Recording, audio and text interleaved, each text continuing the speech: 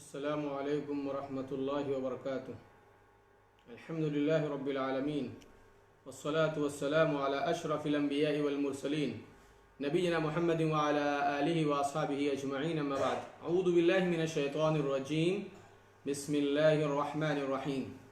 फलअल्लक बाक़िउन नफ्सक अला आथारिहिम इल्लम युमिनु बिहाज़ल हदीथि असफ़ा। अन्ना उबादत इब्न अस्सामित रज़ियल्लाहु अन्हु वकान शहीद बद्रन वहुवा अहदुन नुक़बाइ लैलतल अक़बा अन्ना रसूलल्लाहि सल्लल्लाहु अलैहि वसल्लम क़ाल बायऊनी अला अल्ला तुशरिकू बिल्लाहि शयअ वला तस्रिकू वला तज़्नु वला तक़्तुलू औलादकुम वला तअतूना बिबुहतानिन तफ्तरूनहु बैन अयदीकुम व अर्जुलिकुम वला तअसू फ़ी मअरूफ़िन फ़मन वफ़ा मिनकुम फ़अज्रुहु इलल्लाह वमन असाब मिन ज़ालिका शयअन फ़ऊक़िब फ़िद दुनिया फ़हुवा कफ़ारतुल लह वमन असाब मिन ज़ालिका शयअन फ़हुवा सतरहुल्लाह फ़हुवा इलल्लाहि इन शाअ अफ़ा अन्हु व इन शाअ आक़बहु फ़बायअनाहु अला ज़ालिक। रवाहुल बुख़ारी। रब्बि इश्रह ली सदरी व यस्सिर ली अमरी वहलुल उक़दतम मिन लिसानी यफ़क़हू क़ौली रब्बि ज़िदनी इल्मा सुब्हानक ला इल्म लना इल्ला मा अल्लमतना इन्नका अंतल अलीमुल हकीम। मोहतरम नाज़रीन, आज इंशाअल्लाहुल अज़ीज़ हम सब के 20 रोज़े मुकम्मल हो जाएंगे और आज पहली ताक़रात है। इंशाअल्लाह आज रात में 12 बजे से शुरू होकर 12:50 तक एक तकरीर करूँगा इंशाअल्लाह आज रात में, और उसका उन्वान है हिजरत मदीना। आप सभी हजरात से और इस्लामी माँ और बहनों से गुजारिश है कि वो ज़रूर प्रोग्राम को सुनें और उससे फ़ायदा उठाएं। मेरा जो सिलसिला चल रहा है वो सिलसिले का आज 21वां दिन है, पार्ट नंबर 21, और रात में पार्ट नंबर 22। हिजरत मदीना से पहले जो वाक़यात पेश आए वो ये है कि आप सल्लल्लाहु अलैहि वसल्लम अपने दावती मिशन में पूरी तुंदही के साथ, पूरी मुस्तइद्दी दिलजमई के साथ लगे हुए थे। अल्लाह तबारक व तआला कुरान करीम में इरशाद फरमाता है फलअल्लक बाक़िउन नफ्सक अला आथारिहिम इल्लम युमिनु बिहाज़ल हदीस असफ़ा। दावत व तबलीग में इस कदर आप जुटे हुए थे, ऐसा लगता है कि आप अपनी जान भी गंवा बैठेंगे मारे गम और अफसोस के अगर ये लोग ईमान नहीं लाते। अनथक जिद्दोजहद करते थे, बेपनाह मशक्क़तें और परेशानियां उठाते थे, मगर अल्लाह तबारक व ताला के मिशन को जारी रखे हुए थे। अल्लाह का पैगाम अल्लाह के बंदों तक पहुंचाने के लिए अल्लाह के नबी सल्लल्लाहु अलैहि वसल्लम हर वक्त तैयार रहते थे। यही वजह है कि अरबों में साल में कई बार मेला लगता था। उन मेलों में भी हमारे नबी तशरीफ ले जाते और लोगों को अल्लाह की तरफ बुलाते और उन्हें मूर्ति पूजा और बुत परस्ती से मना करते। और कभी इंसानों का मजमा होता, उस मजमे में भी आप तशरीफ ले जाते। जहां आप भीड़ देखते, मजमा देखते, वहां आप तशरीफ ले जाते, मेलों में तशरीफ ले जाते। बिलखुसूस हज के ज़माने में, हज के सीज़न में, जब कबाइल और वफूद तशरीफ लाते फरीज़े हज की अदायगी के लिए, दूसरे इलाकों से लोग तशरीफ लाते, तो उनके डेरों में, उनके अड्डों में भी हमारे नबी सल्लल्लाहु अलैहि वसल्लम तशरीफ लेकर के जाया करते थे। सन 10 नबूवत का जिक्र है, यानी नबूवत का 10वां साल चल रहा था कि यस्रिब से, ये मदीने का पुराना नाम है यस्रिब से कुछ लोग हज के लिए आए और मिना, जो मक्के से करीब में है, मिना की घाटी में वो लोग ठहरे और जमा हुए। अल्लाह के रसूल सल्लल्लाहु अलैहि वसल्लम रात के वक्त उनके पास तशरीफ ले गए, छुप छुपा करके उनके पास तशरीफ ले गए और उन्हें अल्लाह तबारक व तआला की तौहीद समझाई, अल्लाह की मोहब्बत की बातें समझाई, उन्हें अपनी रिसालत और पैगंबरी की तरफ बुलाया। यस्रिब की ये 6 सआदतमंद रूहें थीं, इन्होंने मदीने में यहूदियों की जबान से सुन रखा था कि एक नबी अनकरीब जलवागर होने वाला है, बहुत जल्द वो नबी पैदा होने वाला है, वो नबी आने वाला है। इन लोगों ने इस बात को सुन लिया था। जब प्यारे नबी सल्लल्लाहु अलैहि वसल्लम की बातें इन लोगों ने सुनी मिना की घाटी के अंदर, ये 6 लोग थे, तो अल्लाह के नबी की बातें उनके दिल को लग गई और ये बातें उन्हें भा गई, पसंद आ गई। अल्लाह के नबी ने उन्हें तौहीद की बातें समझाई, ईमान और इस्लाम की बातें समझाई, अल्लाह की मोहब्बत की बातें समझाई, उन्हें बुत परस्ती, शिर्क और कुफ्र से मना किया। यहां यह बात वाज़ेह करता चलूं कि मुशरिकीन भी अपने बाप दादा के शिरकिया तौर तरीके पर हज करने के लिए आया करते थे। बात समझ में नहीं आई? मुशरिकीन भी हज के लिए आया करते थे, अपने बाप दादा के तरीके पर वो लोग हज करते थे, शिर्क के तौर तरीके पर हज किया करते थे। ऐसे ही ये लोग मदीने से यानी यसरिब से ये लोग आए थे और मिना की घाटी में ठहरे हुए थे। हमारे नबी सल्लम का जब उनके पास से गुजर हुआ, नबी ने उनको दीन की बातें समझाई तो उनको वो बातें समझ में आ गई और उन्होंने सोचा कि कहीं ऐसा ना हो कि यहूद हमसे बाजी ले जाएं, यहूद हमसे सबकत कर जाएं। इस वजह से ये 6 सआदतमंद रूहें थीं जिनके दिलों में ईमान का नूर जगमगाने लगा। अब यहीं से ये 6 लोग जो मुसलमान हुए, हज का जमाना खत्म हो गया, यसरिब पहुंचे और अपनी खुशी का इजहार किया और इस बात का मदीने में बड़ा चर्चा हुआ कि 6 लोगों ने कलमा पढ़ लिया है, 6 लोगों ने कलमा पढ़ लिया है। अब इस्लाम मक्के से बाहर की फजाओं में इंट्री मार रहा था। इस्लाम की शुआएं और किरणें अब मक्के से बाहर भी पहुंच रही थी और इस्लाम अब पूरे आबोताब के साथ धीरे धीरे रफ्ता रफ्ता बाहर भी फैलने लगा। नबूवत के 10वीं बरस ये 6 लोग जो मुसलमान हुए थे, अगले साल 12 आदमी आए, उनमें से 6 ये पुराने थे और 6 लोग नए लोग थे जो मुसलमान हुए थे। वो लोग फिर हज के जमाने में आए और मिना की घाटी में ठहरे। अल्लाह के नबी सल्लल्लाहु अलैहि वसल्लम छुप छुपा करके रात की तारीकी में उनके पास तशरीफ ले गए और उन्हें अल्लाह की तरफ बुलाया, रसूल की तरफ बुलाया। 12 लोगों ने अब की बार इस्लाम कबूल कर लिया। यहां बयात की थी, यानी नबी के हाथ पर हाथ रख करके कौलो करार किया था, अहद और मुआहदा किया था, इसीलिए इसको बयात कहते हैं। और अकबा के माने घाटी के होते हैं, पहाड़ों के बीच में जो तंग गुजरगाह होती है उसे घाटी कहते हैं। मिना की घाटी में यह मुआहदा हुआ था और जो पहली दफा हुआ था, इसीलिए इसको ऊला कहते हैं, बैअते अकबा ऊला।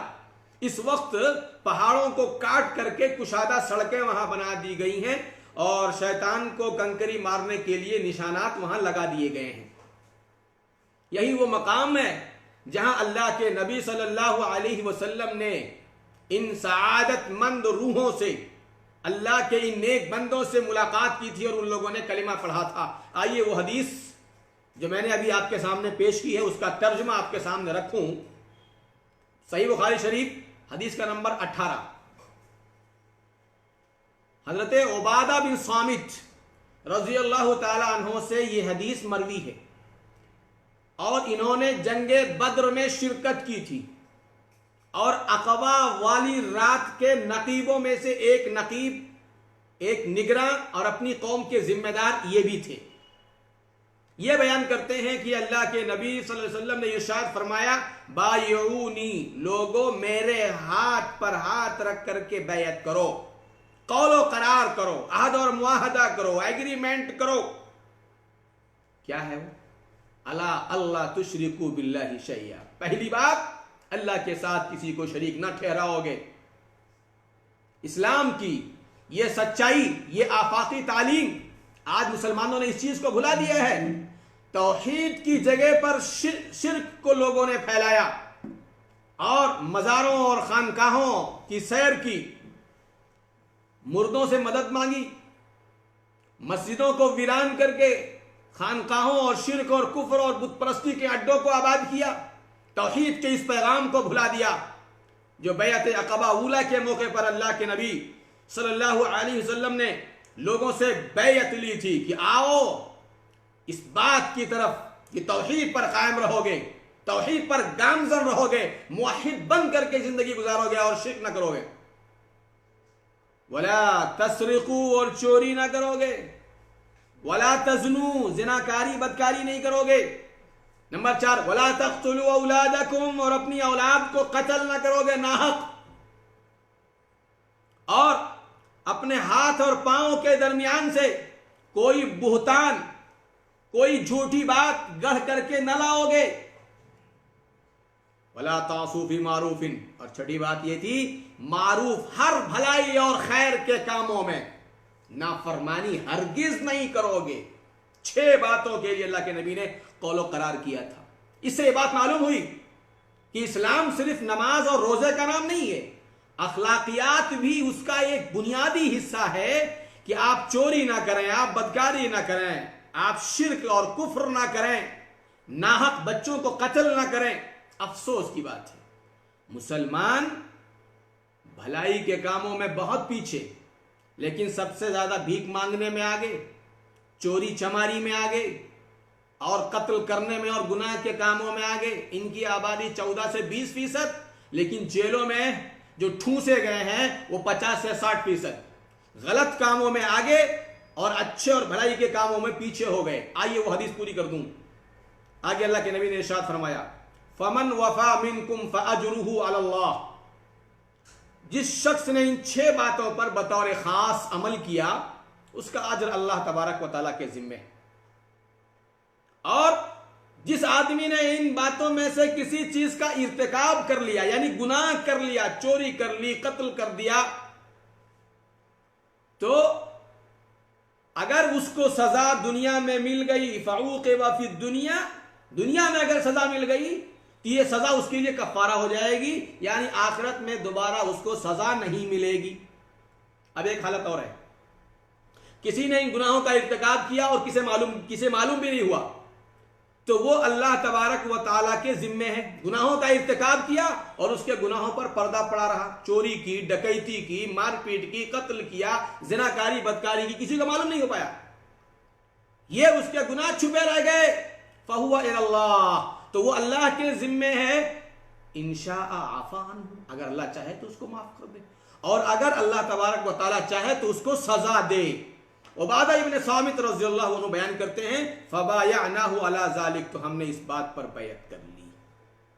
तो बैअत अक़बा ऊला में जो बातें हुई थी वो बातें इस हदीस के अंदर बयान कर दी गई हैं, और वो बातें आज के दौर और आज के ज़माने में इंतहाई ज़रूरी है। चोरी ना करें, जिनाकारी ना करें, बदकारी ना करें, और किसी पर तोहमत ना लगाएं, झूठी तोहमत ना लगाएं, बुराई का इल्ज़ाम ना लगाएं, ना किसी को बदनाम ना करें, भलाई के कामों में साथ दें, नाफरमानी के कामों में साथ ना दें, गुनाह के कामों से दूर रहे। यही सब बातें हुई थी। हजरत उबादा इब्न सामित रज़ियल्लाहु ताला अन्हु इस हदीस के रावी हैं और हदीस सही बुखारी शरीफ की है। जब ये 12 नेक लोग, सआदतमंद और खुश नसीब अफराद मुसलमान होकर के मदीना जाने लगे या सिर्फ जाने लगे, तो इन लोगों ने अल्लाह के नबी से एक गुजारिश की कि अल्लाह के नबी, मदीने में इस्लाम को फैलाने के लिए एक सफीर भेज दीजिए। अल्लाह के नबी सल्लल्लाहु अलैहि वसल्लम ने ऐसे मौके पर हजरत मुसाब बिन उमैर रज़ियल्लाहु ताला अन्हु को इस्लाम का और मदीने का पहला सफीर, पहला मुबल्लिग और दाई बना करके भेजा। ये मुसाब बिन उमैर रज़ियल्लाहु ताला अन्हु कौन है?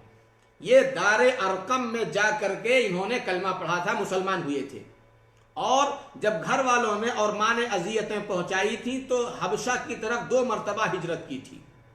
अब जब ये मदीना पहुंचे तो हजरत असअद बिन ज़ुरारा रज़ियल्लाहु ताला अन्हु के मकान पर ठहरे और उन्हें अपने साथ में ले लिया। इन दोनों की कोशिशों से इस्लाम मदीने के घर घर में पहुंच गया। मुसाब बिन उमैर रज़ियल्लाहु ताला अन्हु, मुसाब बिन उमैर अब्दरी, इनका सिलसिले नसब 5वीं पुश्त पर जाकर के अल्लाह के नबी से मिल जाता है। और जब हिजरत की, वहां गए मदीना, तो मदीना जब घर घर जाते थे कुरान करीम को पढ़ाने के लिए, तो उनके जिस्म पर सिर्फ एक कंबल और एक चादर हुआ करती थी।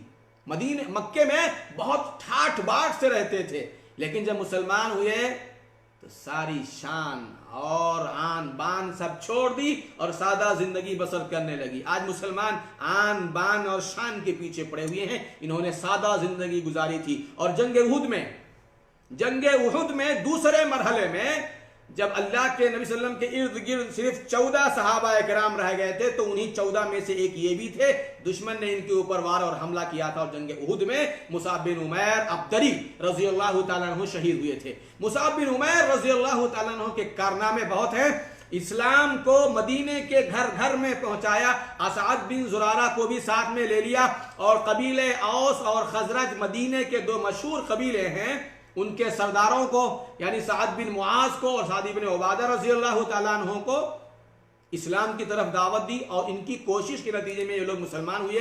हजरत अबू अयूब अंसारी रजी अल्लाह तआला अन्हु मुसलमान हुए। हजरत उसैद बिन हुज़ैर रजी अल्लाह तआला अन्हु मुसलमान हुए। इनकी कोशिशों से इस्लाम मदीने में फैलने लगा, और मदीने की फजा इस्लाम के लिए खुशगवार हो गई। नबूवत का 12वां बरस था कि 73 मर्द और 2 औरतें हज के जमाने में आए। 73 मर्द आए और 2 औरतें भी तशरीफ लाई फरीज़े हज की अदायगी के लिए। अब की बार अल्लाह के नबी सल्लल्लाहु अलैहि वसल्लम की मुलाकात फिर उसी जगह में हुई, घाटी में। अब जो मुआहदा हुआ था और जो बैयत हुई थी, वो पहली बैयत से थोड़ा मुख्तलिफ। पहली बातें तो थी ही, लेकिन अब की बैयत में ये बात शामिल थी। जब ये लोग मक्के यस्रिब से आ रहे थे मक्के की तरफ, तभी उनके दिलों में ख्याल आया था कि कब तक हम अपने पैगंबर को ऐसे ही यूं ही छोड़ देंगे कि वो मक्के में पत्थर खाते फिरें, ऐसे ही बेयारो मददगार छोड़ दिए जाएं, लोगों की तकलीफें और अजियतें बर्दाश्त करें। तो ये लोग पहुंचे। अल्लाह के नबी सल्लल्लाहु अलैहि वसल्लम अपने चचा हजरत अब्बास रजी अल्लाह तआला अन्हु के साथ भी गए। दोनों तरफ के लोग बैठे, और घाटी में छुप छुपा करके दुबक करके ये लोग अपने काफिले से निकल करके आए, और एक खुफिया मकाम पर बैठ करके आहद और मुआहदे तय हुए। उनमें से खास बात यह थी कि अल्लाह के नबी, मदीना आपके इस्तकबाल के लिए तैयार है। हम अपनी जान और माल से आपकी मदद करेंगे, और अपने बच्चों की तरह से आपकी हिफाजत करेंगे। आप जो सुलह करेंगे हम उसके साथ होंगे, आप जो सुलह तोड़ेंगे तो उसके साथ होंगे। अगर आप दुश्मन के साथ जो मामला करेंगे हम उसमें भी आपका साथ देंगे। इधर से हजरत असअद बिन जुरारा रजी अल्लाह तआला अन्हु, मुसाब बिन उमैर रजी अल्लाह तआला अन्हु, और दूसरे बहुत सारे लोग थे।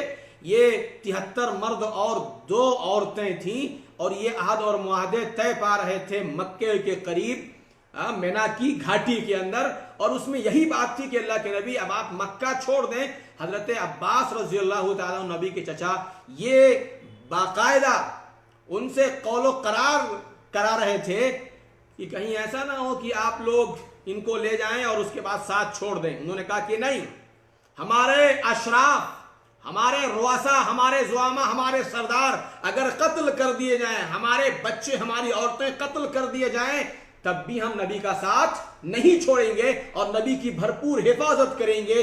इन लोगों ने जिस तरह से अल्लाह के नबी सल्लल्लाहु अलैहि वसल्लम को दावत दी, और यस्रिब यानी मदीना आपके इस्तकबाल के लिए तैयार हो रहा था, और ये सआदतमंद रूहें वहां पहुंच रही थी।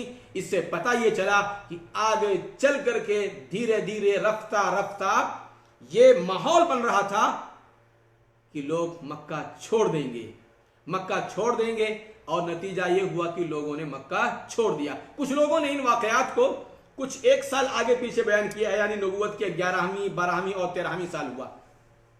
आखिरी जो दूसरी बैत हुई थी वो जिलहिज्जा के महीने में हुई थी, और जिलहिज्जा के महीने में जब ये बैत हुई और लोगों ने आपको मदीना आने की दावत दी, उसके बाद हिजरत आपने तकरीबन 2 महीने के बाद की थी। हिजरत के वाक़े को इंशाल्लाह आज की रात के प्रोग्राम में मैं आपके सामने रखूंगा। मुहतरम नाजरीन, तो आज मैंने आपके सामने रखा कि पहले 6 लोग मुसलमान हुए उसके बाद दूसरी बार जब लोग आए तो 6 थे ही, 6 और लोग मुसलमान होकर के 12 लोग आए।